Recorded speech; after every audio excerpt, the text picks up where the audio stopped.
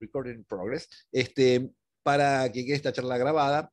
Y entonces, como decía recientemente, el tema de los 5 puntos, este punto del conocimiento teórico, es lo que nos va a aportar la charla hoy de Hugo, que, digamos, que empieza en este mismo momento. Voy a empezar con la proyección del PowerPoint.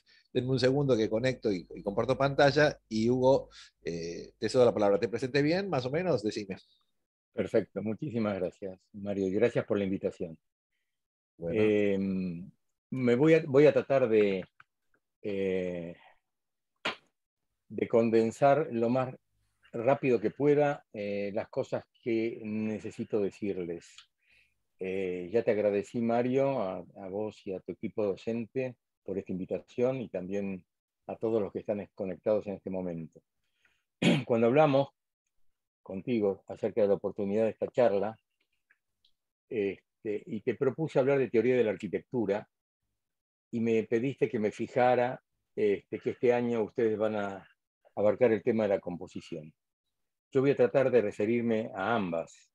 Las creo necesarias y las creo inseparables. Voy a abordar el tema del diseño de la composición arquitectónica desde varias fuentes, pensando en su enseñanza y en la riqueza de la relación que se establece entre aquel que ayuda a aprender y los que ayudan a enseñar. Usaré datos y frases del manifiesto y el programa de la Escuela de la Bauhaus, así como también de los teóricos de la arquitectura, que supieron dar un marco diferente a esta hermosa profesión. Siempre fue un referente para mí y por eso lo quiero volcar ahora. Voy a tener que hacer un discurso atemporal, ya que entre las fuentes se remontan a muchos siglos atrás, pero sus conceptos e ideas están vigentes hoy y son referencia e inspiración de muchos arquitectos reconocidos contemporáneos. Por eso citaré a muchos artistas y también arquitectos. Utilizaré material fotográfico con la intención de alimentar nuestros sentidos. Va a ser algo así como una ensalada con variados elementos que espero que el gusto final sea agradable. Por eso les pido paciencia porque, aunque no parezca, voy a estar hablando de arquitectura todo el tiempo, de composición todo el tiempo, bordeando conceptos y teorías arquitectónicas. Traigo las palabras del arquitecto Taniguchi, Yoshio Taniguchi, que decía: la arquitectura es básicamente un contenedor de algo. Espero que disfruten no tanto la taza de té, sino el té. Pasamos a la diapositiva 2. Dale. Al cumplirse 50 años de la fundación de la Bauhaus, se realizó una exposición conmemorativa en Buenos Aires. ¿Para Los qué? alumnos fuimos muy entusiasmados a visitarla, allá por el año 70. La muestra permaneció desde todo septiembre y la mitad de octubre en el Museo de Bellas Artes. Yo estaba en mis primeros años en Diseño 2, y aquello fue y sigue siendo un espacio que siempre guardé cerca de mí. Aquella idea de lo que debía ser el diseño de arquitectura o cualquier otro tipo de diseño. Aún conservo ese hermoso catálogo de 365 páginas que lo hizo el archivo de la Bauhaus, la ciudad de Stuttgart y lo que era en ese momento la RDA, la República Democrática Alemana. Me meto en el tema de la Bauhaus. Fue la lógica, no fue la casualidad, la que hizo que artistas y profesionales tan especiales en sus oficios coincidieran en la Bauhaus. La escuela se fundó con ese objetivo mayor: cambiar radicalmente los conceptos. Desde 1918 ya existía la idea de la obra de arte total, haciendo dialogar la arquitectura moderna con el diseño moderno. Es curioso, pero hasta 1928, que es cuando asume la dirección de la Bauhaus Hannes Meyer, no se enseñaba arquitectura en la Bauhaus. Lo que rescato para esta charla es el modo como se enseñaba arte y cómo se enseñaba artesanía y cómo se los diferenciaba y se los complementaba. Realizaban diseño de objetos de tanta calidad que inspiraron a otros profesionales. Gropius impuso la idea de que los estudiantes debían encontrar su propio camino que les permitiera avanzar en la creación de un objeto nuevo. Buscaban la forma de crear un lenguaje creador. distinguían entre una creación arquitectónica de una mera construcción, tema que voy a volver una y otra vez. Su primer nombre fue la Staatliche Bauhaus, que significa Casa de la Construcción Estatal, era una escuela estatal. El nombre Bauhaus se compone de Bau, que significa en alemán edificio o construcción, y Haus, que es casa. Otra acepción, en alemán, la Bautun, se refería a los albañiles, a los constructores, a los decoradores, y tiene muchas acepciones como ejecutar o hacer algo. La que más me gusta a mí es la que dice que bauen significa también recoger una cosecha. La Bauhaus duró lo mismo que duró la República de Weimar, demostrando que la creatividad en libertad solo es posible en una democracia real. La clausura, el 11 de abril de 1933 por los nazis, fue 2 meses y medio después que Hitler asumiera el poder a finales de enero de 1933. Pasamos a la próxima diapositiva. En la Bauhaus decían, cualquier artesanía puede enseñarse, pero el arte no puede enseñarse. Surge con independencia de cualquier método que se utilice, no se puede educar artistas. Se puede enseñar todas las tareas técnicas que se puedan llevar a cabo para la producción de una obra, o eso que se llama artesanía, porque es un oficio. Aquí en la diapositiva tenemos a dos Seininger, padre e hijo. Lionel, director del taller de grabado, y a Lux, fotógrafo y pintor, hijo de Lionel. Lo que vemos es el grabado que acompañó el manifiesto de la Bauhaus y un montaje collage de la subida y bajada de las tejedoras por la famosa escalera de la Bauhaus. Todo se inició en el año 1919, a las pocas semanas que Alemania aceptó el armisticio del fin de la guerra. Le proponen a un joven, Gropius, de 36 años, dirigir la Academia de Bellas Artes. Había dos, la Escuela de Bellas Artes y la de Artes y Oficio. Acepta y las propone fusionar a lo que se llamó mundialmente como la Bauhaus. Su primera acción ya nos dice mucho, al fundir en un solo proyecto las bellas artes con el oficio del arte. Tenían la influencia de las propuestas del movimiento Art and Craft, que ya nos lo había mostrado a comienzos del 19 William Morris, y su propuesta de integrar el arte. Decía Walter Gropius, establezcamos por lo tanto una nueva cofradía de artesanos, libres de esa arrogancia que divide a las clases sociales y que busca erigir una barrera infranqueable entre los artesanos y los artistas. Uno de los profesores decía que el objetivo de la escuela era crear una nueva estética que estaría en forma habitual en nuestras vidas cotidianas. La Bauhaus sentó las bases normativas y los patrones de lo que hoy conocemos como diseño industrial y gráfico. Antes de la existencia de la Bauhaus, estas dos profesiones no existían como tales. La escuela estableció los fundamentos de la nueva arquitectura moderna. Era una nueva estética. Si pasamos a la diapositiva 4, que para muchos va a ser un elemento de los Nerdental, era lo que poco tiempo después se utilizó, los famosos Rotring, que escribían con puntas de diferentes grosores. Se creó en el año 28. Ahí tienen los elementos. En la próxima diapositiva vamos a ver una foto de los maestros de la Bauhaus. Ahí están los nombres. Ahí vemos a Joseph Alberts, vemos también a Laszlo Moholy-Nagy, a Bayer, a Gropius, al lado de Marcel Breuer, que por cierto tenemos una obra de Marcel Breuer en Mar del Plata, el Parador Aristón, que estamos intentando varios que no se termine de suicidar. Hugo, vos sabés que la obra esa de Breuer, la del Ariston, estamos haciendo justo un proyecto en nivel 4 en la playa que tiene, bueno, que está frente al... que es un acantilado. Sí. Claro, está el acantilado. Estamos trabajando justo en ese lugar. Para los de 4, ven el que está en el medio con el pucho en la mano, ese es Gropius, y el que está atrás es Marcel Breuer. ¿Cómo se llama? Y Gropius como director de la Bauhaus en ese momento, ¿no? Sí. Estudié mucho esta foto y dos cosas me llamaron la atención. Una, que todos tenían los cigarrillos con la misma actitud y la misma forma de tirarse hacia atrás. Y la otra, que en esta foto hay una sola mujer. Este fue un tema que yo Es decir, hay 12 hombres y una sola mujer. Yo he escrito bastante sobre este tema del espacio de la libertad creadora en la Bauhaus, cosa que las mujeres no lo tenían. No me voy a detener en esto, pero en ese artículo que escribí para una revista que decía de Construyendo el Amor, preguntaba por qué personas vinculadas al arte, al diseño, a la creación, profesionales que decidieron reemprender el conocimiento, como ellos decían, partiendo de cero, lo limitaron en sus interrelaciones. Me preguntaba por qué su amor a la creación y al diseño no fue simétrico en el respeto entre hombres y mujeres. Y por último, ¿por qué no hubo un reconocimiento, una lealtad de trabajo a las mujeres y estas muchas veces debieron resignar sus logros y dejar que fueran los o sus hombres quienes se vieran favorecidos por dicho reconocimiento?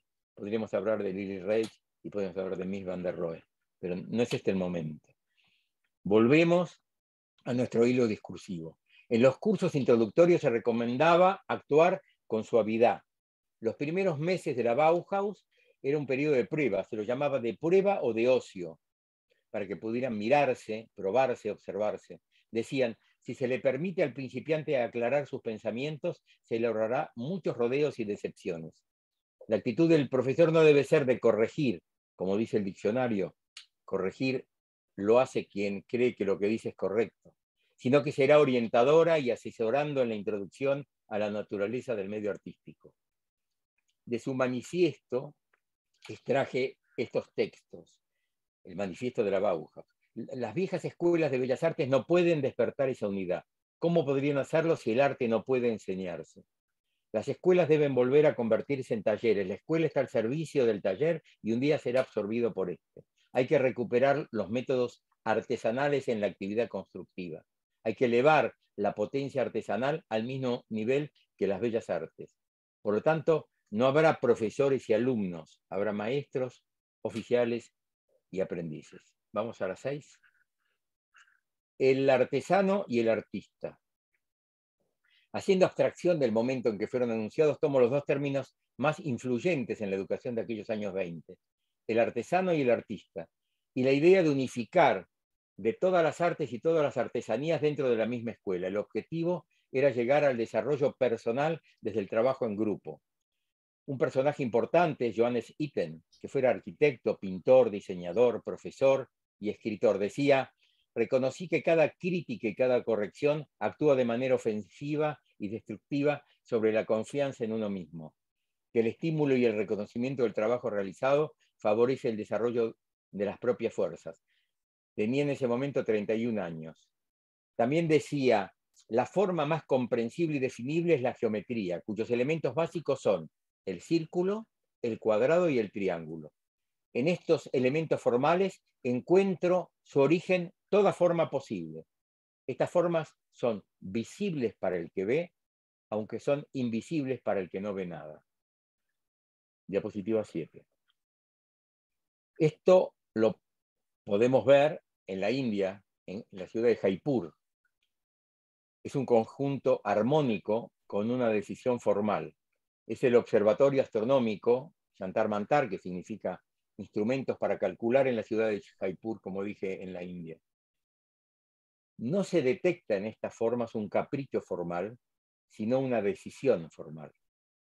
Viendo esta arquitectura podemos resumir que lo que es necesario es bellamente necesario. En la próxima diapositiva podemos ver algunas de estas formas que son útiles, prácticas y arquitectónicas y espacialmente maravillosas. Aunque parezca increíble, estos instrumentos son los que hoy en día tienen más uso. En los días de luna llena, en junio y julio, se reúne aquí un grupo de astrólogos para estudiar el tema del monzón, el viento, y poder saber si habrá o no habrá lluvias. Si el viento tiene dirección sur, no habrá lluvias y habrá mala cosecha y hambrunas. Pero me impactó cuando lo vi las formas y pensé, estas formas es la génesis de todas las formas, de toda la arquitectura que se construyó, ni hablar del modernismo, postmodernismo y todos los modernismos que siguieron. Vamos a la siguiente. Acá está de nuevo Itten, que era seguidor de una secta estadounidense, el zoroastrismo, Zoroastrismo aparece en Persia, del profeta Zaratustra, que es la primera vez que se reconoce una religión monoteísta y que quizás influyó en las otras más modernas, como el cristianismo, el judaísmo y el islam. Y acá están todos los colores, él hizo varios libros acerca de esto, puse uno de ellos, Los elementos del color. Era vegetariano, practicaba la meditación, porque pensaba que un equilibrio interior sería su principal fuente de inspiración artística. Itten fue el director, iniciador del curso preparatorio de la Bauhaus, y a 6 meses de la creación, lo explica en sus escritos, Teoría de la creación y de las formas, el curso preliminar de la Bauhaus. Estos libros fueron el germen de muchísimos centros y escuelas de arquitectura en todo el mundo. Se basaba en 3 puntos: liberar las fuerzas creadoras, los animaba a liberarse de todo convencionalismo conocido y crear su propio trabajo, realizar el aprendizaje con prácticas con materiales y texturas para que el alumno pueda introducirse en la actividad creadora, y facilitar el aprendizaje de las leyes fundamentales en la creación plástica.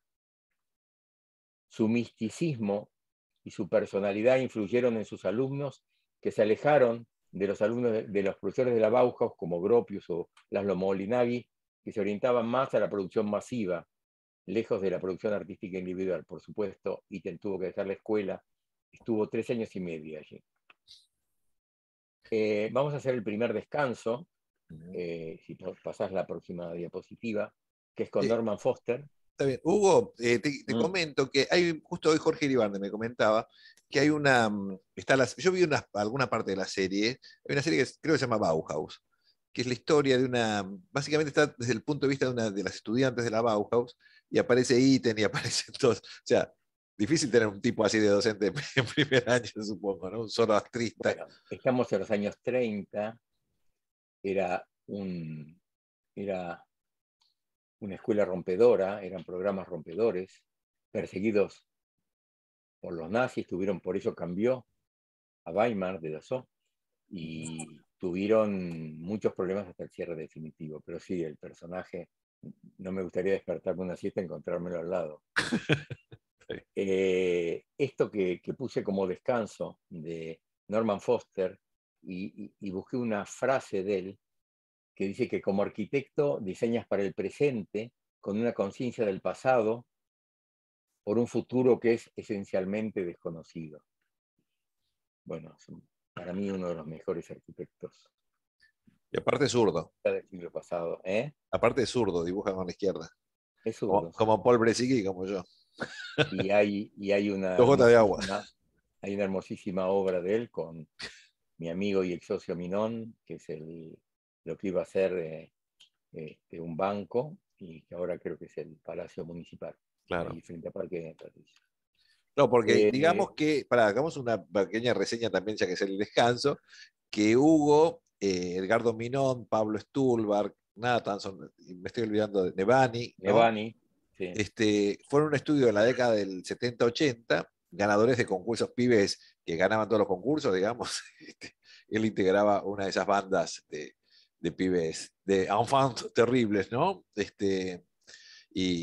Y bueno, después terminó separándose y cada uno siguió su camino por su lado.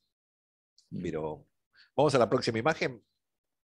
Sí, y acá entro en tema, con la próxima imagen, entro en tema. Me refiero entro en tema porque voy a abordar el tema de la composición desde diferentes lugares. Ya estoy entrando con el tema de la Bauhaus, pero quiero hablar de un personaje importantísimo, que es Vitruvio. En 1673, este arquitecto, físico, médico, naturalista, bueno, toda esta gente eran muchísimas cosas. Hay un personaje, Claude Perrault, que traduce el término ratiocinatio, que es razonamiento, que Vitruvio, estamos hablando de 80, 70 a.C., empleó en sus 10 libros sobre la arquitectura. Primer tratado de la arquitectura conocido, los 10 libros de la arquitectura de Vitruvio.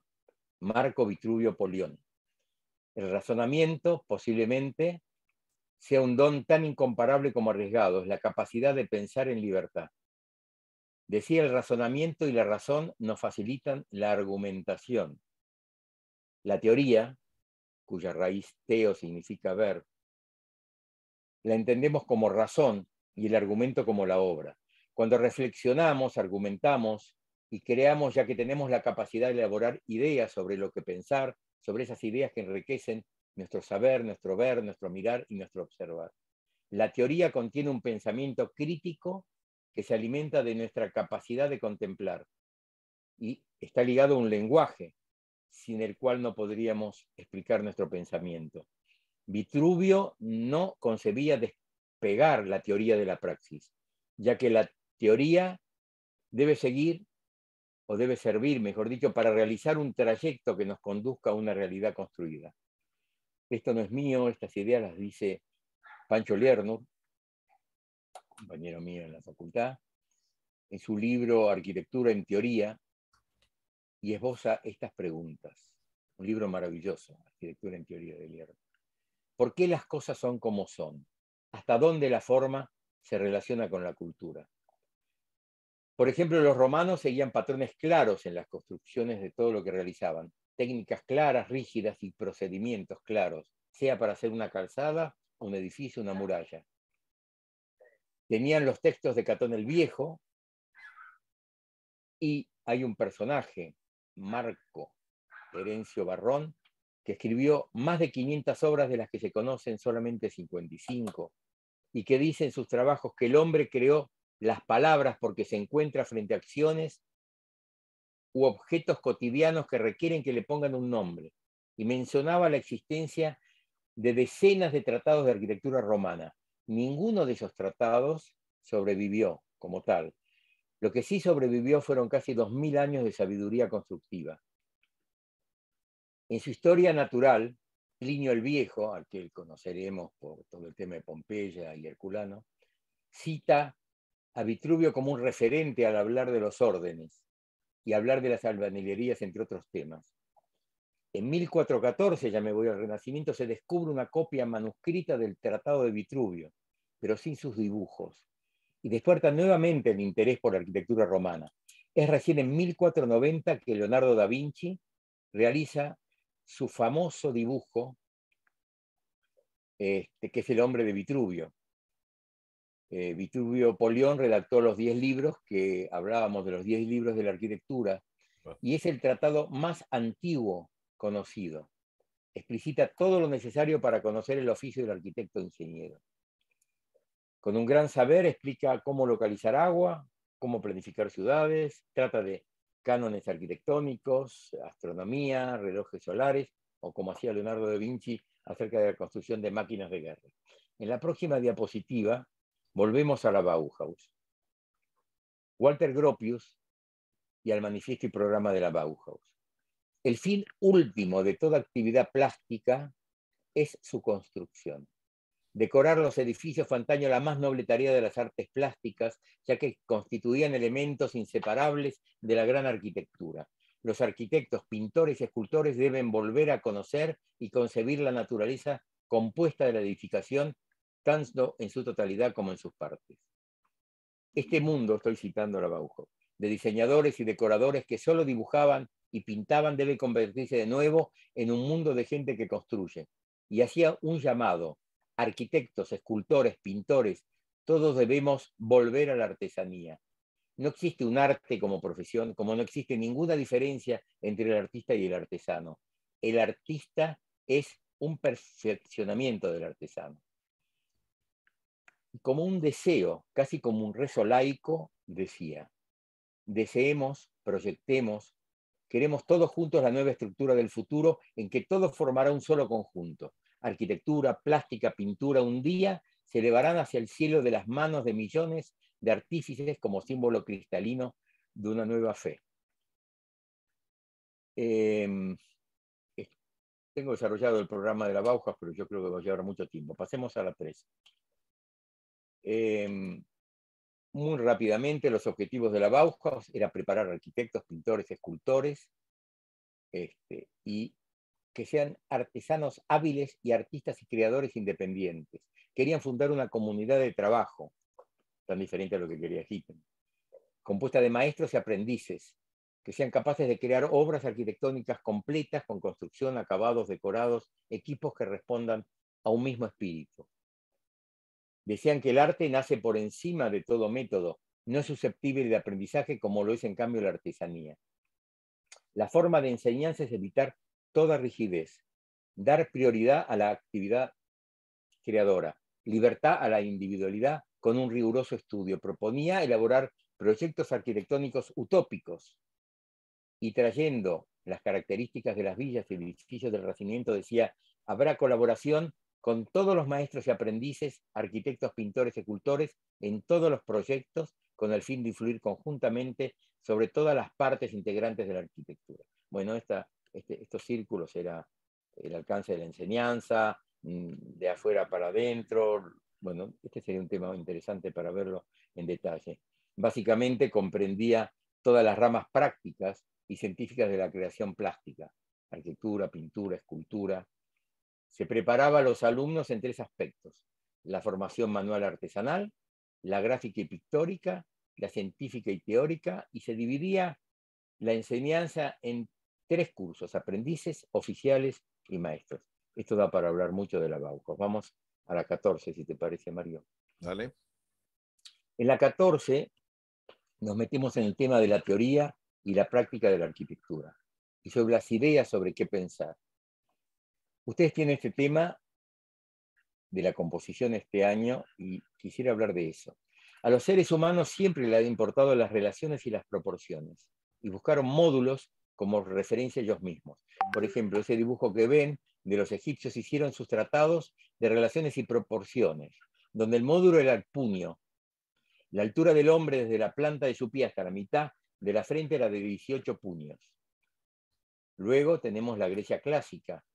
Los griegos conocían el canon egipcio, los escultores griegos viajaron a Egipto a aprender sus reglas y definieron la proporción de la figura humana en base a la longitud de la cabeza.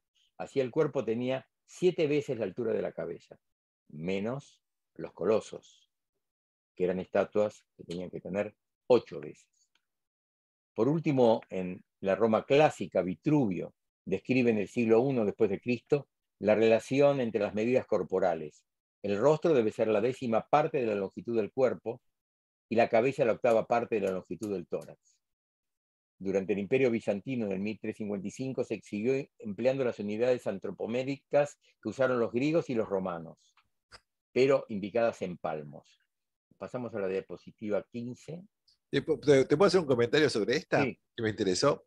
El tema Sí. de los egipcios, vos sabés que la forma de dibujar en la cuadrícula se repite durante 3000 años en forma inalterable casi. O sea, como los egipcios casi no tuvieron invasiones, fueron una sociedad muy estable y dibujaban así durante 3000 años, dibujando de esa misma manera, poniendo la cara de perfil, pero el ojo de frente, el cuerpo de frente, pero los pies de perfil. O sea, siempre usaron esa técnica extraña y nunca nadie la cambió.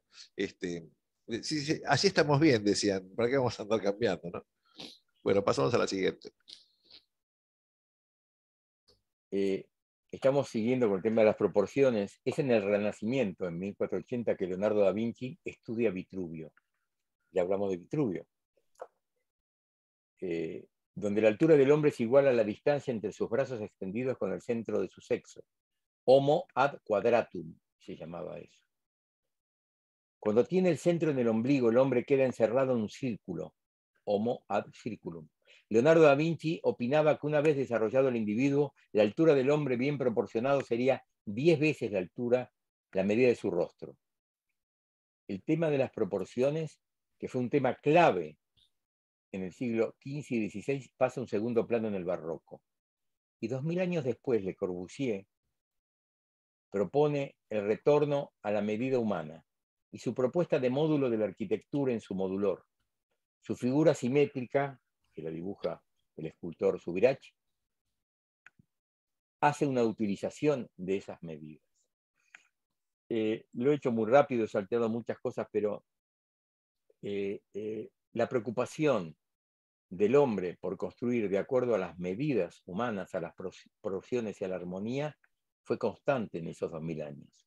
Vamos a hacer otro pequeño descanso.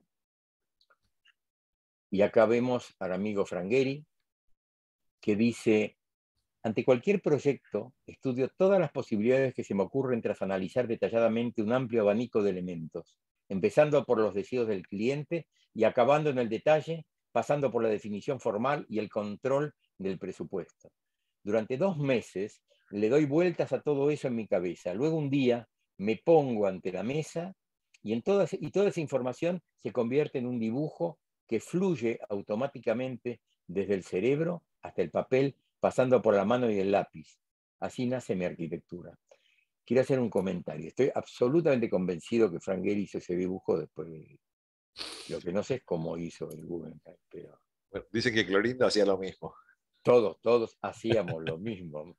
Salvo vos, Mario, no, pero Yo todos no, no. hacíamos eso. Vos no, pero todos hacíamos eso. El dibujo Yo hago era el después de garabato la obra, primero. ya claro, de este lápiz. Vamos a la 17.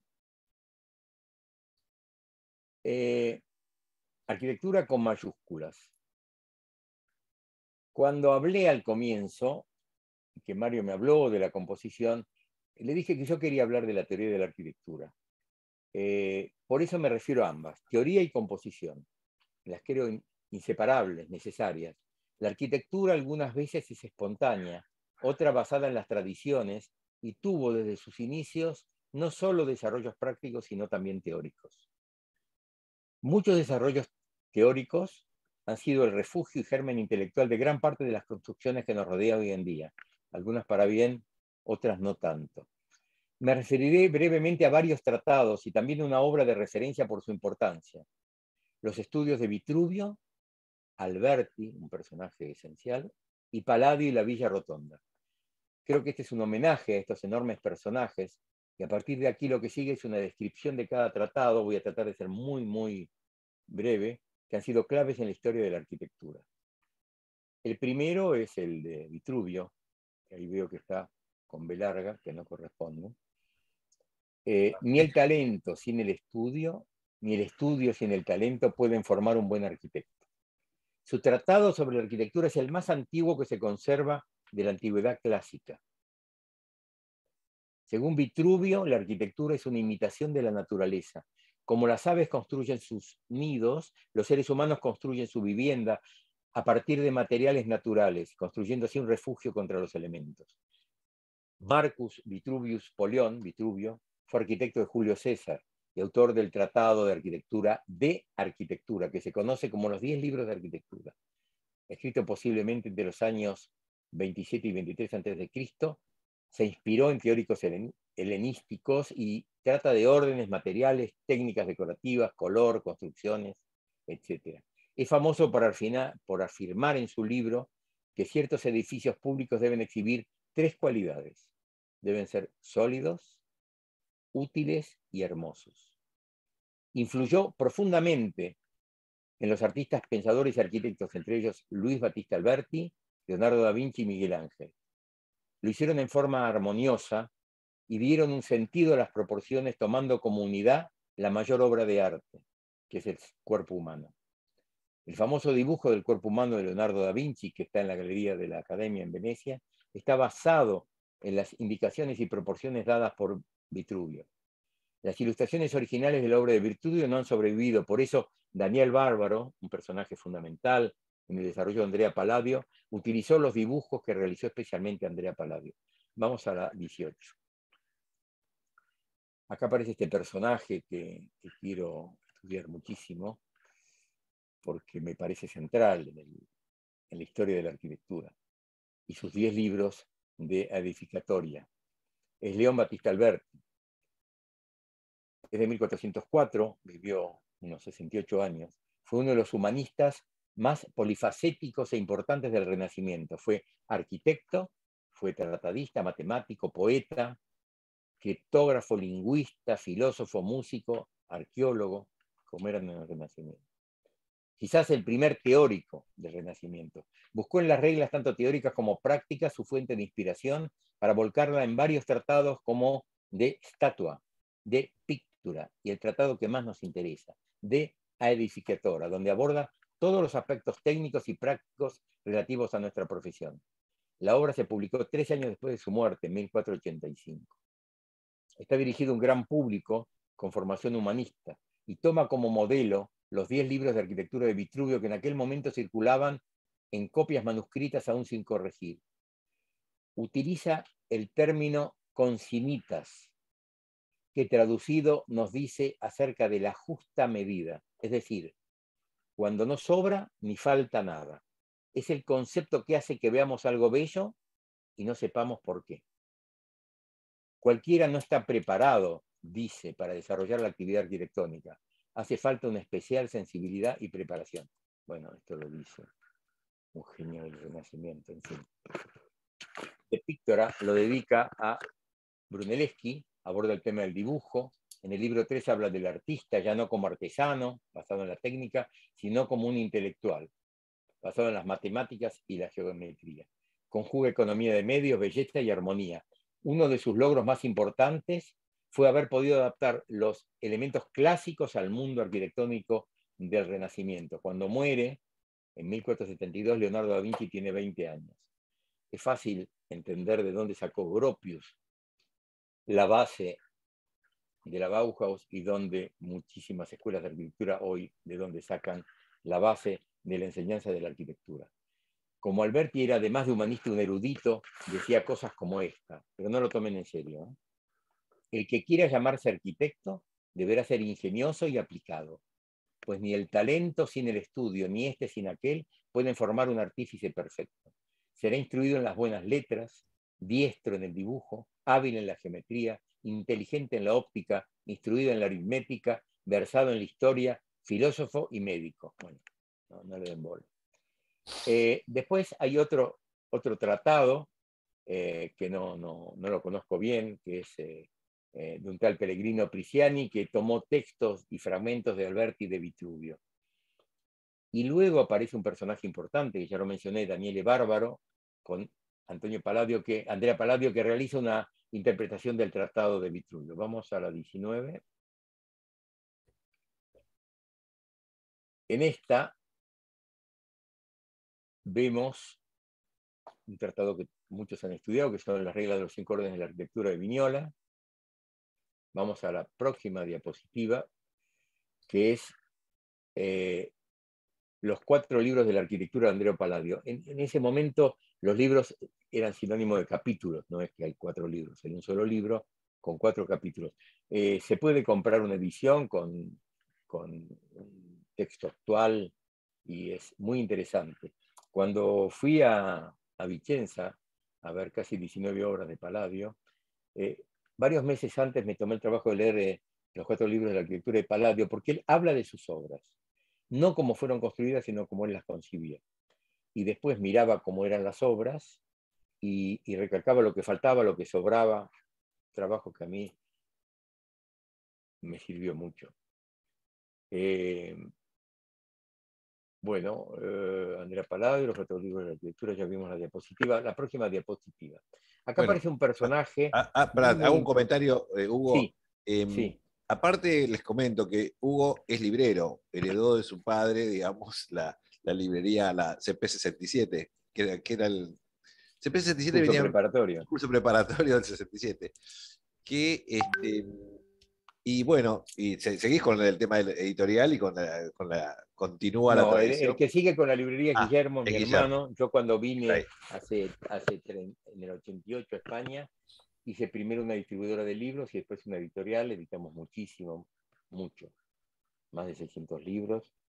Distribuíamos Taller, distribuíamos Kahneman, hicimos muchísimos libros. Eso todo se terminó. Vi venir el derrumbe y eso se cerró hace 4 años. Uh-huh. Y para mí el blog es un poco la forma moderna de expresar muchas de estas cosas que siempre me interesaron. Yo me acuerdo de tu Entonces, viejo en el segundo piso de la facultad, en la librería, claro, en la 70, estaba en el puestito donde vendía los él, libros de arquitectura. mi mamá, Ah, Guillermo y yo, así pudimos estudiar. yo no me acuerdo, pero tu Uno de viejo me los, acuerdo. eh, Que te vendían cuotas en los libros, el libro de perspectiva que era el bestseller. hay una anécdota de mi papá muy graciosa. Era un personaje muy sui generis, si no eras hijo de él, ¿no? Si eras hijo de él podría decir otra cosa, pero bueno, más allá de eso, un día pasó por un lugar y vio elefantitos, no sé si a vos te tocó, elefantitos blancos con unos llaveritos. compró miles de eso. Entonces iba en las mesas, que era como ofrecía los libros, y si veía, por ejemplo, una chica embarazada, le decía, este es el elefantito de la suerte, y se lo daba. Y si veía chicos estudiando, decía, este es el elefantito de la suerte, y van a probar, por supuesto, vendía muchos libros. ¿Sí? Era muy, muy pícaro, don Luis. En la diapositiva que estamos viendo un personaje muy, muy importante, que ahora voy a volver sobre él, que es Vincenzo Scamozzi. Cuando estuve estudiando durante casi un año todo el tema de Palladio, digo, este hombre no puede haber hecho todo lo que hizo solo. Lo hizo con Vincenzo Scamozzi y otros más que fui descubriendo, pero la idea de estudio no era como es hoy. No me resulta tan fácil descubrirlo, pero Vincenzo Scamozzi fue muy importante en las obras de Andrea Palladio. Es muy curioso.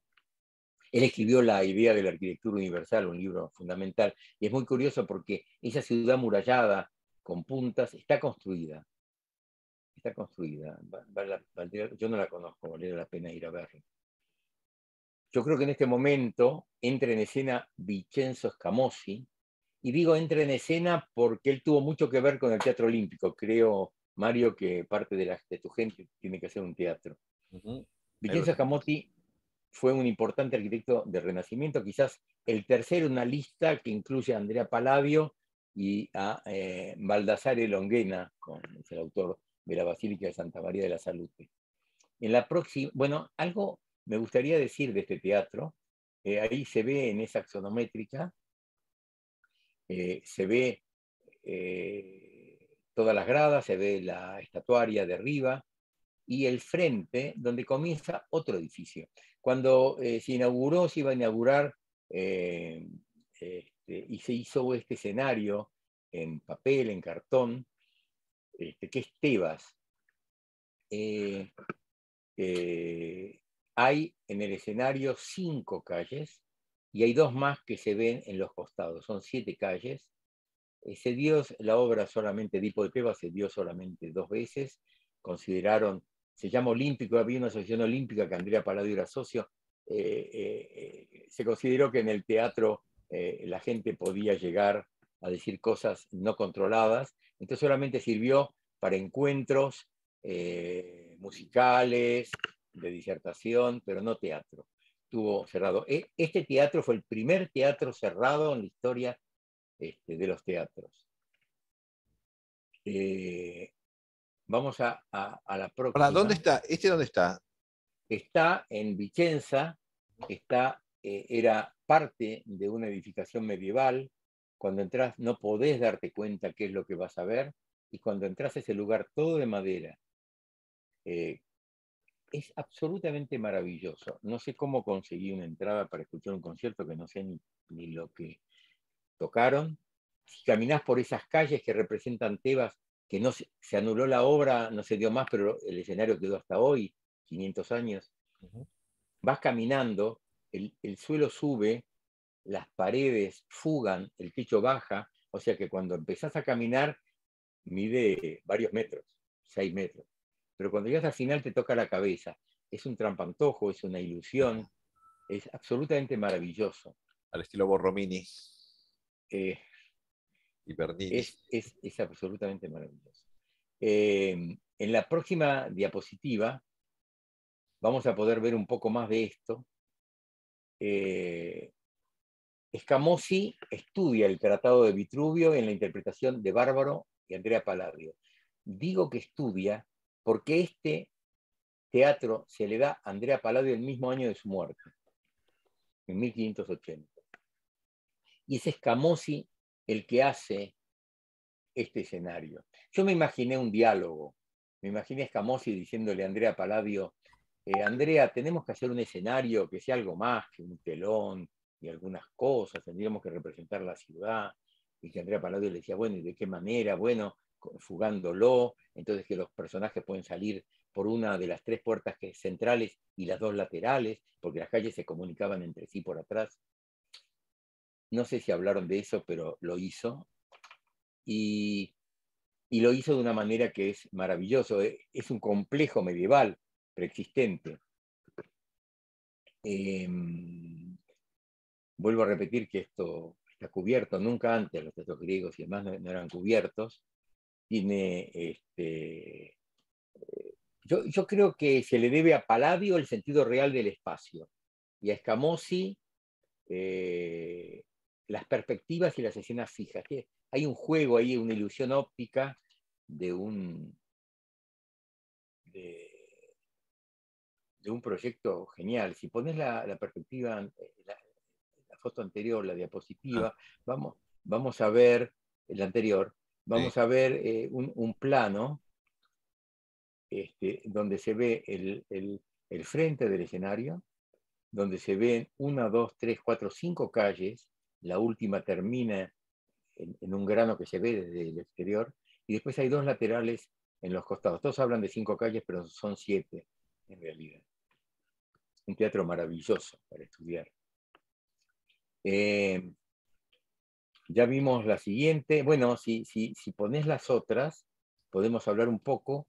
Ahí se ve cómo está Perdón, pintado. te pregunto, ¿esas que vemos acá son las calles esas del teatro? Sí, mira, el de izquierda está pintado el cielo de azul.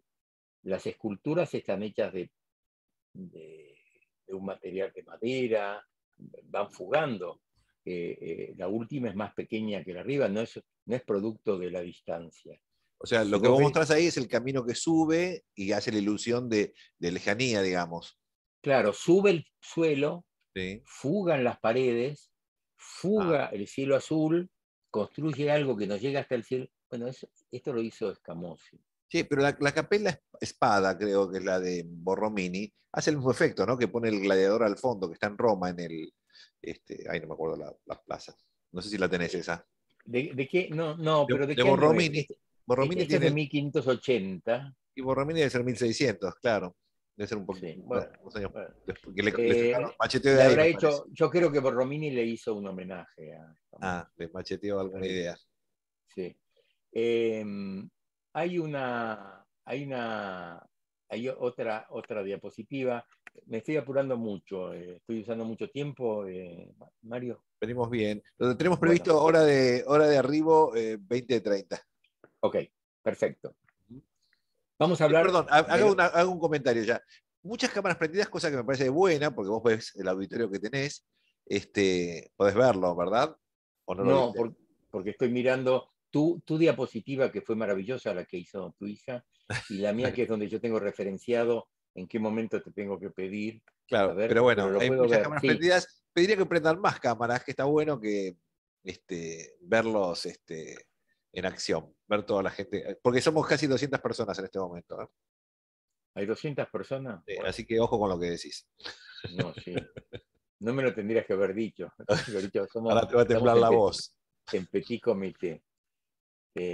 Para mí, ya te dije la otra vez, es un regalo enorme que me haces, que yo desde Madrid pueda hablarle a No, los te agradecemos chicos, la a la buena gente que voluntad está de allá. estar despierto hasta tan No, altas horas hablando de arquitectura. no sé si estoy Estamos en despierto, el pero bueno. Panteón ahora, ¿eh? Ok, quiero decir algo. Hay una distancia entre los tratados a lo largo del tiempo. Si nosotros pensamos que, que Vitruvio es en el siglo I antes de Cristo, que 16 siglos más tarde aparece Alberti, recuerden este nombre, Alberti, y Palladio. Impresiona la capacidad teórica y práctica de todos ellos. Estaba lleno de creatividad, de búsqueda, de observadores de la realidad, no solo de su tiempo y de los anteriores, sino del futuro. Lo dejaron registrado como si fueran codificadores, como si fueran códices. Una vez que encontramos el hilo conector, y yo creo que estamos hablando de arquitectura en mayúsculas, de todas las sapiencias y el buen hacer, ellos han tenido la capacidad para hacer una normativa. Me hace acordar mucho a Bach con el clave bien temperado, sus preludios y fugas, donde cambia de atonal a tonal, pero también es otro tema.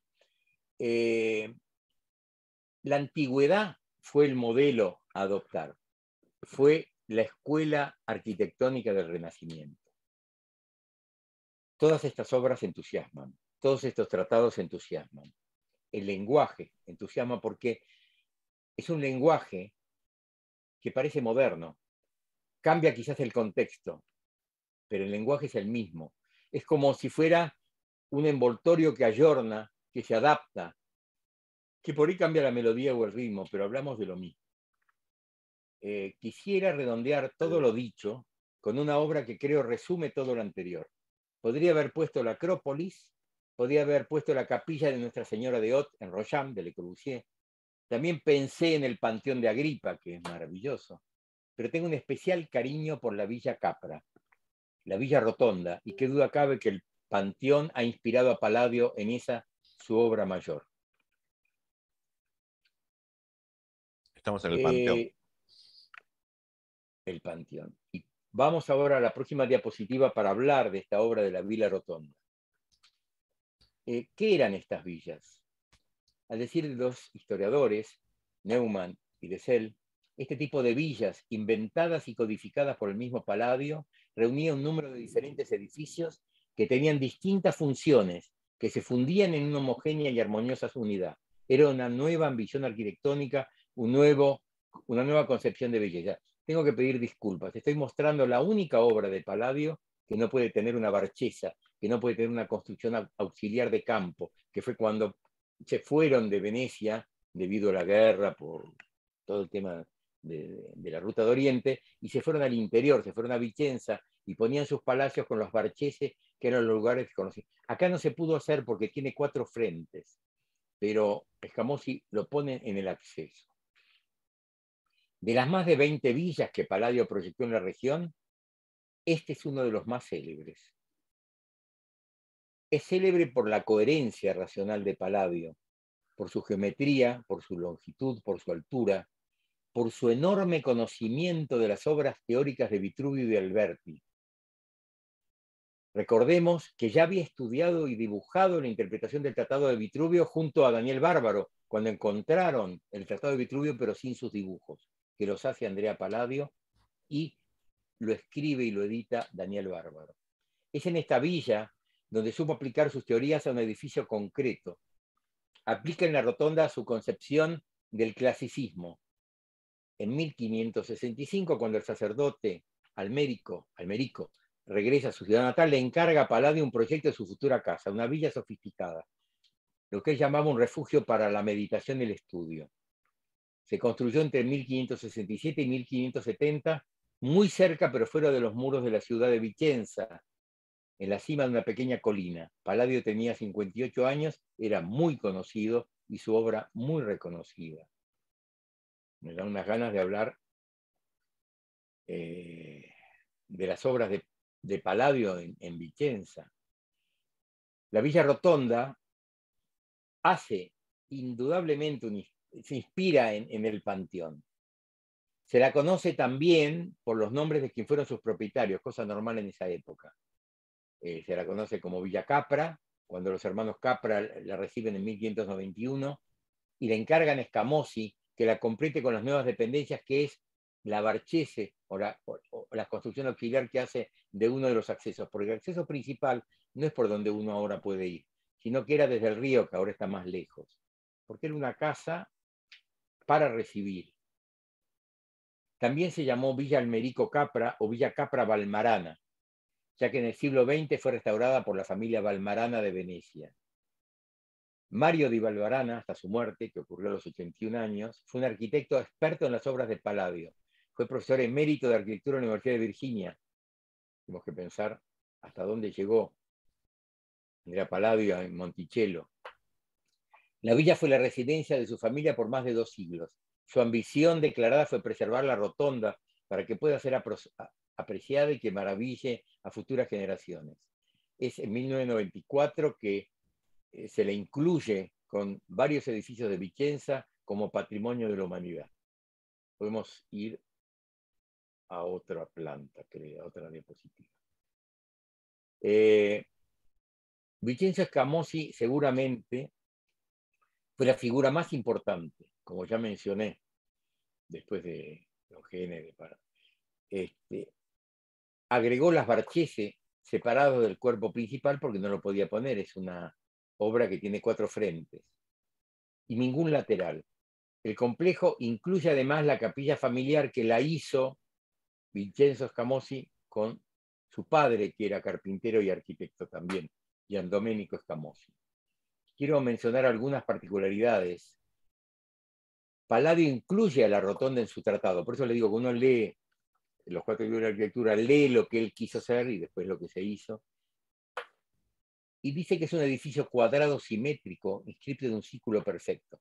Tenemos que pensar en la esfera como un atributo divino de unidad y un cubo como una referencia a lo terrenal.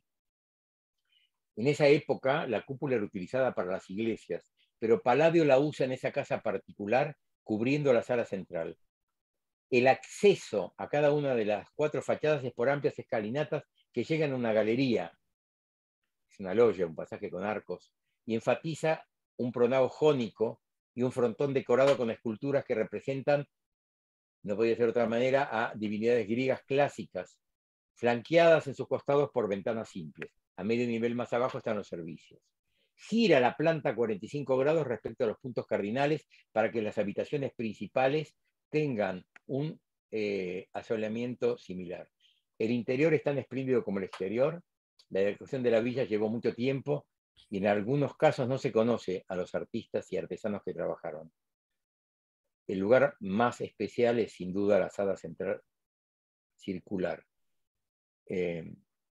Me pasó una cosa antes de entrar acá, como me pasó también cuando fui a ver Taliesin West, de Wright. No es fácil entrar en la rotonda. Estuve un rato largo dando vueltas, mirándolo. Me daba vuelta la mirada, porque te dejaban entrar una vez y no te dejan volver a entrar. Pero entrar es muy fuerte. Es una emoción enorme, como el Panteón, bueno, como tantas otras obras.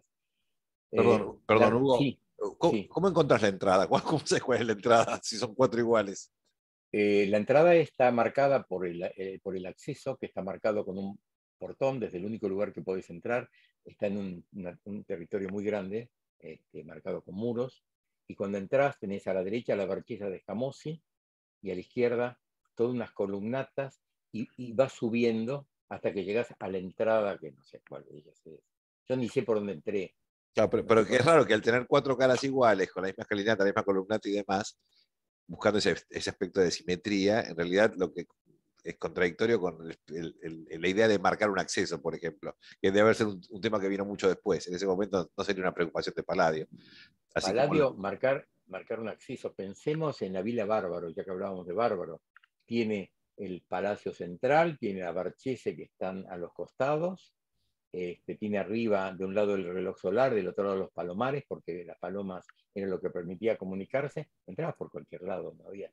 Voy a entrar por este lugar indicando, no sé, estas son cosas que hacemos los arquitectos modernos. uh-huh. No sé si hay que hacerlo tampoco. Por eh, ejemplo, bueno. quiero mencionarte algo. La rotonda parece simétrica, pero hay desviaciones en cada fachada. ¿No te acordás las desviaciones del Partenón, de todo eso de Claro, fuga? el Bueno, énfasis de las columnas, la proximidad de las exacto. Y acá columnas. también existen diferencias en las fachadas, en el tamaño de los escalones, en el muro de contención, de modo que la simetría de la arquitectura dialoga con la simetría del paisaje. Quiere crear una composición de apariencia simétrica, pero es asimétrica. Y ahora podemos entender por qué Gropius habla de artes y artesanos. Podemos darnos una idea de la colaboración de arquitectos y artistas mencionando quiénes colaboraron. Lo tengo acá anotado. Las esculturas son obras de Lorenzo Rubini y Giambattista Albanese. La decoración plástica y los cielos rasos son de otro Rubini, Agostino y Ottavio Ridolfi, Ruggero Bascapié, Domenico Fontana y posiblemente de Alessandro Vittoria, que también trabajó en la Biblioteca Marciano. Otro tema que hay que hablar, que está en Venecia. Los frescos pertenecen a Anselmo Canera, Bernardino Inda, Alessandro Maganza, Maganza, que decora con frescos el cielo raso semiférico, donde encontramos también alegoría ligada a la vida religiosa. No nos olvidemos que el que encargó esto era un religioso, con representaciones de la bondad, la templanza, la castidad y demás. Bueno, más tarde, el francés Ludovico Dorigni, autor de la parte inferior de la sala, decora las paredes con columnatas fingidas con trampantojo, es decir, ¿qué es eso? Trampantojo, tramdeuil, es Uh-huh. lo que engaña el ojo, que vimos en el teatro, y gigantescas figuras de la mitología griega. La cantidad de frescos genera casi el ambiente de una catedral, no de una residencia campestre. Goethe, que varias veces visitó la villa, decía que Palladio había adaptado un templo griego para ser habitado. La arquitectura palladiana fue muy importante como fuente de inspiración para numerosos arquitectos como Vincenzo Scamozzi, que proyecta a los 26 años la villa Pisani, llamada la Rocca Pisani en Lonigo, obra que lejos de limitarse a imitar al maestro, pretende ser una crítica. Me fui hasta ahí a verla, a ver si era la crítica que le hacía, bueno, una maravillosa villa, pero no es famoso, no es una crítica al proyecto de la Rotonda. Y también fui a visitar el Teatro de Sabineta en Mantua, porque quería ver cómo hacía el escenario Scamozzi. Si bien recrea un poco la ciudad, no tiene nada que ver con el Teatro Olímpico. Por lo tanto, qué sé yo, si transcribís alguna partitura de Bach y pones algún acorde, te sale mejor que si lo haces solo, creo. Palladio influyó, quiero mencionar a Lord Burlington y a William Kent en la Chiswick House. La fuimos a ver, está en las afueras de Londres, y recuerdo que había un papel que decía que no la habitaban porque era demasiado chica para habitarla y demasiado grande para usarla de llavero. Y el presidente de Estados Unidos, Jefferson, que realiza su casa en Monticello y hace la sede de la Universidad de Virginia. La obra es declarada Patrimonio de la Humanidad por la UNESCO. Me estoy apurando, Mario. La diapositiva próxima. Ahí va. Vamos a ir a los 4 libros de arquitectura, que ya les expliqué que los libros no, son capítulos. Y dice, la belleza proviene de la forma y de la correspondencia del todo con las partes con las partes y las partes con el todo, de modo que el edificio se parezca al cuerpo bien modelado, donde cada miembro encaja con los otros y donde cada miembro es necesario para cumplir aquello para lo que fue hecho. Contiene proyectos de Palladio explicados, trata y lo consigue de hacer una comunicación sencilla y directa, no solo de su enorme conocimiento del tema, sino una traducción válida a los conceptos de Vitruvio. Recomiendo especialmente leer los 4 libros en Acal, creo que es una edición moderna. Es muy, muy interesante. La teoría de las proporciones armónicas que vincula arquitectura, matemáticas, música, cosmología, le sirven para afirmar que la buena proporción satisface al ojo y conduce a una construcción más sólida y conveniente. Podríamos hablar de sus secciones. Hicimos un libro sobre Palladio y que lo hizo como editores mi hija María Sol y Llorens Bonet en Barcelona. Y en la introducción Llorens Bonet pone: Palacio demuestra una versatilidad sorprendente, pero no se basa en un idealismo, sino en una idea modular de la arquitectura. Construye a partir de piezas distintas, de un repertorio limitado que puede combinarse de forma infinita. Quizás el elemento más claro de esta formulación sean los accesos principales. Todos se originan en la idea del frontón clásico. Son parecidos y comparten soluciones, pero no hay ninguno que se repita. Siempre se aprecia una evolución. Sus edificios son, además de prácticos, de una belleza indiscutible, basados en la sencillez de sus elementos y cierta noción de sobriedad. Palladio combinó la cultura con la naturaleza, hizo una síntesis entre la arquitectura antigua y la cultura de su propio tiempo. La arquitectura debe también considerar la búsqueda para congeniar la belleza con la utilidad, como diríamos ahora, la forma y la función. Muy brevemente, menciono a Daniel Bárbaro. Su fama se debe a su vasta producción de las artes, las letras, las matemáticas. Fue un culto humanista, fue un traductor, óptico, cardenal. Su figura es importante por varios motivos. Realiza, que ya hablamos varias veces, en 1556, una traducción al italiano con un extenso comentario sobre los 10 libros de la arquitectura de Vitruvio, que Andrea Palladio dibujó. Heredó junto a su hermano Marco Antonio una finca que Palladio diseñó, la Villa Bárbaro, mitad palacio, mitad granja. Maravilloso. Visitó Roma junto a Palladio, en donde provino su interés mutuo por los antiguos edificios. Y juntos decidieron decorar la villa con frescos de Paolo Veronese. Paolo Veronese no era un señor, era una empresa. Mucha obra. Quien representó todas las temáticas del Renacimiento italiano. dioses, diosas, musas, así como numerosos retratos al óleo de Daniel. Bueno, hacemos el último descanso. ¿Vale? Con Louis Kahn, si pasás la próxima. Es muy importante, Louis Kahn, porque tiene una frase que es maravillosa.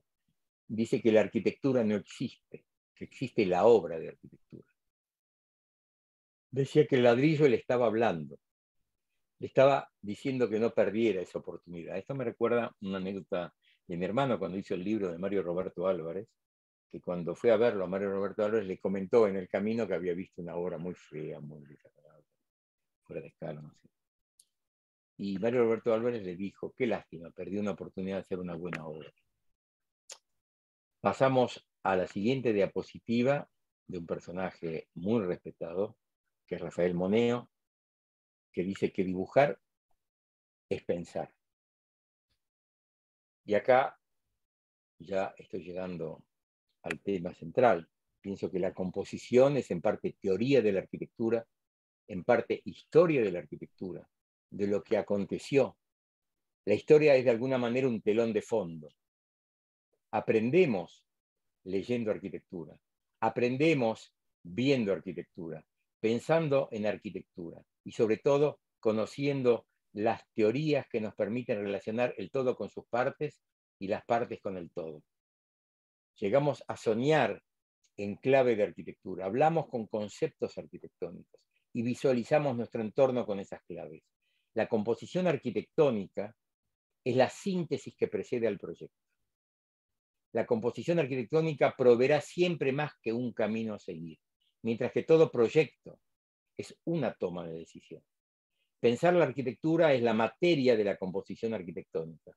Es un posible espacio para la reflexión y el debate, para el intercambio de ideas.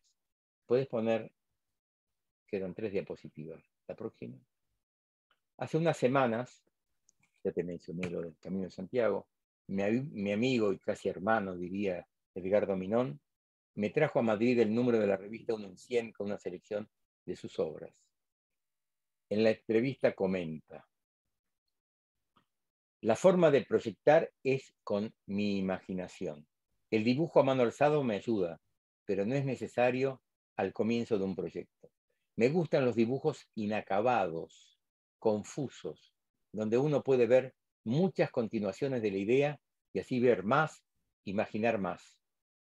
Lo mismo pasa con la escala. Se aprende mediante la experiencia directa. Se aprende mediante la experiencia directa con el espacio, no de forma teórica. Y esto que voy a leer lo hablamos mucho en Machu Picchu cuando fuimos juntos. Por ejemplo, visitar Machu Picchu es aprender la escala directamente con nuestro cuerpo. Nadie nos la explica teóricamente, sino que la sentimos. Aprender arquitectura es pasar por la experiencia, es decir, pasar de la experiencia, esto lo dice Milón. Aprender arquitectura es pasar de la experiencia a la conciencia, que es el conocimiento. Creo que es la anteúltima diapositiva.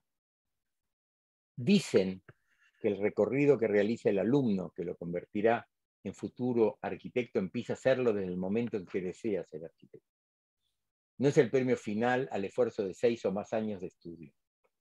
En ese recorrido, la búsqueda no es solo lo consagrado y conocido, sino la inquietante búsqueda personal. Hay que hacerlo a nuestro ritmo y de nuestra manera, un camino que si es necesario requiere un descanso en aquellos lugares que no son afines. No proyectamos con ocurrencias, proyectamos con certezas. El proyecto toma partido, palabra que es su síntesis. La composición es abierta por naturaleza. Cuanto más libre y abierta al debate, más puntos de apoyo tendremos. Espero, con todas estas referencias, haber dado elementos que aporten al difícil y apasionante momento de la composición arquitectónica. Ponés la última diapositiva, con la cual les quiero pedir gracias a todos por haberme escuchado. Bueno, muchas gracias a vos, aplausitos. Muy bien la pantalla, lástima que estás viendo la pantalla, pero están los aplausos en pantalla. Bueno, gracias Hugo. Aparte, estamos perfectos con el tiempo, tenemos 5 o 10 minutos para hacer alguna pregunta, algún comentario. Siempre estas charlas son como inspiradoras, te hacen pensar, te hacen reflexionar, volver sobre temas que ya conocías, pero mirarlos de otro lado. Fue muy linda la charla porque aparte te tomaste el tiempo, ¿viste? No, fuiste masticando cada frase, cada... Eh, ¿Sabes una cosa, Mario? Yo estuve trabajando mucho tiempo en esto y llegué a un punto y dije, qué aburrido que estoy. Si yo que lo estoy escribiendo y lo estoy pensando, me aburro, esto va a ser mortal. Y vos es que dejé todo de lado y dije, Pongo el voy a chip. hablar de las cosas que más me importan. Y las que más me importan es eso. Yo, hace muy poco murió Gazaneo. Yo me acuerdo de Gazaneo con sus fichas, ¿te acordás? No sé si vos lo tuviste a él, tenía sus fichitas que llevaba y nos contaba. Yo Vos fui sabés que no lo profesor tuve a adjunto. Casaneo, yo estuve con Maisonave, que era el Oh, rival. claro, claro. Sí. Este, y también durante los 3 años y medio que fui profesor adjunto de Miguel Ángel Roca, aprendí tanto con él, aprendí tanto del contexto de la arquitectura. Así como lo que hablábamos antes, que si te dicen que vayas a comprar una tela y te dicen que la podés enmarcar y te dicen que compres pinteles con pelos de Marta y te dicen que no podés pintar el Guernica. No, no ese es el camino. Entendí que había un contexto y que había... yo tengo, como librero, como editor, como estudiante de arquitectura y como arquitecto, tengo una recomendación, que hay que leer mucho, hay que ver mucho, hay que recorrer mucho, hay que pasear mucho, hay, Che, hay que entrar en las obras. estás pidiendo a este auditorio una cosa muy difícil, leer mucho. A mí me pasa que yo escribo un texto y de golpe leen la primera parte y no leen y Pero cuando que termino con una frase también se puede leer en diagonal. no No llegan hace al falta final. empezar por la hoja 1. Yo, por ejemplo, las introducciones las leo al final. ¿Para qué quiero leer todo lo que quiso hacer? Me pongo a ver lo que hizo. Se puede leer en diagonal, uno puede leer en la mitad. Eso. Sí, pero la lectura es una época complicada para el tiempo de dedicarle a la lectura y no hay una práctica muy, muy instalada en eso, digamos, en esta época. Pero bueno, sí, es fundamental leer todo lo que te viene a mano y informarte con eso. Es donde ahí sacas la teoría y donde empiezas a reflexionar sobre ciertas cosas. ¿No? Lo visual está mucho más presente ahora. Buenas Eh, noches. Hola, Hola, buenas noches. ¿quién habla? Víctor Caballero, soy de Montevideo. Ah, Muchas gracias a ustedes por hacer esto posible y a Hugo, soy un seguidor de él. Eh, no lo conozco personalmente, pero sigo sus publicaciones a través de Arquipedia, en Facebook, y que soy el administrador. Y bueno, yo tengo una pregunta para hacerle. Yo siento un amor muy grande por la historia, por la teoría, soy un gran lector. Aprendí ya de viejo a buscar respuestas en la antigüedad, en los arquitectos que él nos ha presentado. Y tengo este gran desafío que se lo hago 2 por 3 a los docentes. eh, Cómo luego de presentar todo este material impresionante, se conjuga en transmitir eso a futuros profesionales que en la vida profesional se está perdiendo, es decir, la arquitectura está perdiendo ese valor por la historia, ese valor por la proporción, por las relaciones, por las matemáticas, por la geometría sagrada. ¿Cómo hoy tiene valor la imagen, el presupuesto? El 90% de las peleas con un cliente es el presupuesto. Saer Apolo, un arquitecto español, dice, la fachada es el último refugio que le va quedando al arquitecto para poder hacer algo interesante, porque en realidad ya adentro en los grandes edificios son casi que algoritmos que terminan diseñando la planta para hacerla lo más rentable. ¿Cómo ve la enseñanza? ¿Cómo los estudiantes logran volcar todo esto que es muy grande en un proyecto? Es decir, ¿cómo se logra enseñar esto hoy? Muchas gracias. Pero ¿a quién más dirigida la pregunta? ¿Me preguntás a mí como profesor? A ti como profesor, Sí. y quizá Hugo, que ha visto muchísimo, que ha recorrido el mundo, que ha hablado con tantos profesores, ¿cómo se logra enseñar esto? ¿Cómo se lo pone en práctica? Es decir, hay que leer muchísimo antes de, y rayar muchos kilos de papel antes de llegar a comprender lo que uno está haciendo. Mira, te respondo rápidamente de lo que me toca a mí, después le paso la pelota a Hugo.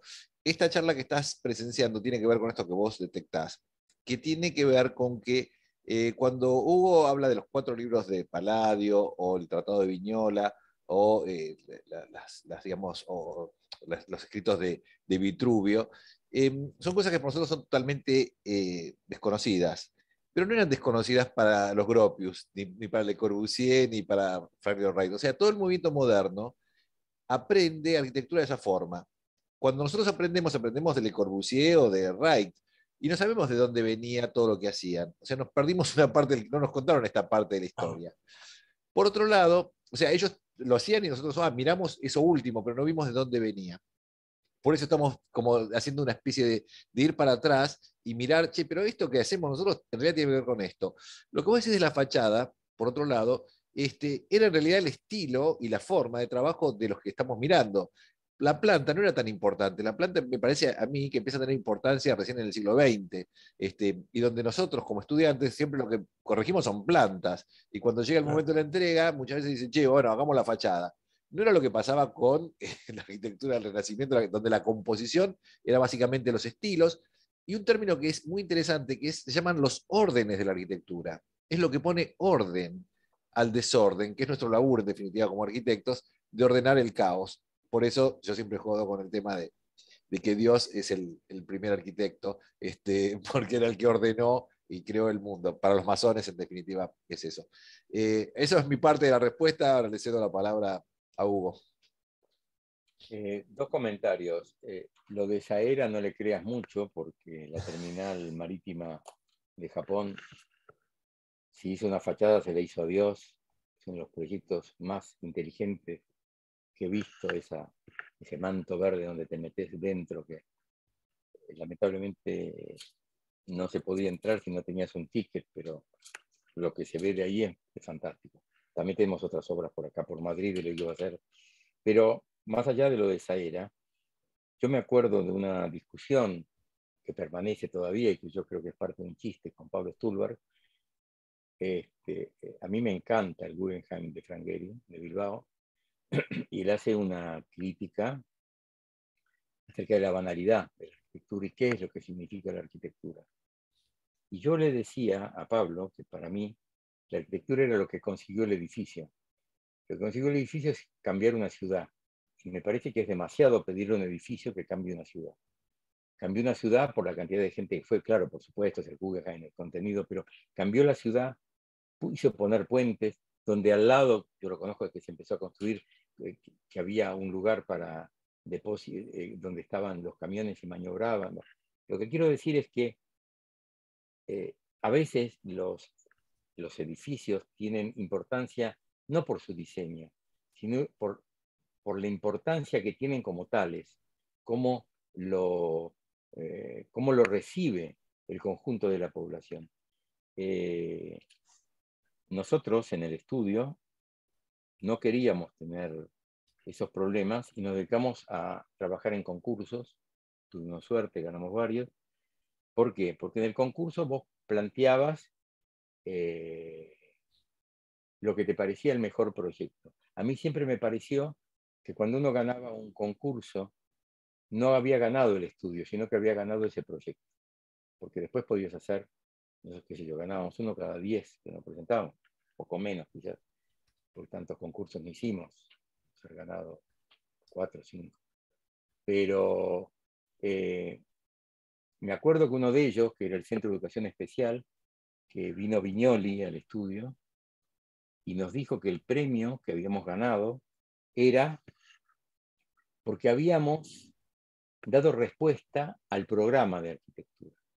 Habíamos podido interpretar el programa. El programa no eran líneas, el programa eran letras, eran metros, eran relaciones, eran necesidades. Y nosotros pudimos entender lo que estaba detrás de ello. Yo creo que los arquitectos no podemos renunciar a eso. Quizás sea difícil vivir de esa manera, quizás sea difícil hacerlo, pero confío que volvamos a ser necesarios. Espero. Muchas gracias. Bueno, ahí está en la pantalla, están los comentarios, algunos comentarios que fueron haciendo. Muy buena, excelente charla, brillante, muy inspiradora, interesante. Esas son las palabras clave de los comentarios. Y bueno, ya estamos en el tiempo previsto, pasados unos minutos nada más, con lo cual salió todo, me parece perfecto. No sé si alguien quiere hacer algún comentario más o alguna pregunta, o lo puede escribir o abre su micrófono. Caso contrario, podemos cerrar la reunión, ya te puedes ir a dormir tranquilo, misión cumplida, después de todos estos meses que estuvimos chateando, escribiendo acerca de cómo armarlo, ya terminamos esta etapa, ahora vamos por el próximo desafío, Hugo. Bueno, ojalá me invites otra vez, me va a encantar. ¿Qué nos depara el eje 2023? Hay que ver. Okay. Así que, bueno, nos despedimos acá y vamos ahora entonces a los cursos, seguramente los links de cada uno de los profesores, y bueno, vamos a por ellos, como vinieron en España, hombre. Chao, Hugo, cortamos acá la transmisión, la vamos a estar subiendo a YouTube, y ustedes la van a poder buscar directamente, ponemos el nombre, es en mi canal, donde yo las voy poniendo porque es el que ya tengo armado y vamos por ahí. Así que bueno, pueden seguirla y repetirla en ese momento. Chau, gente, nos vemos, gracias por estar. Chao, gracias. Gracias. Gracias. Chao, gracias. Chao, hasta luego. Gracias. Muchas gracias.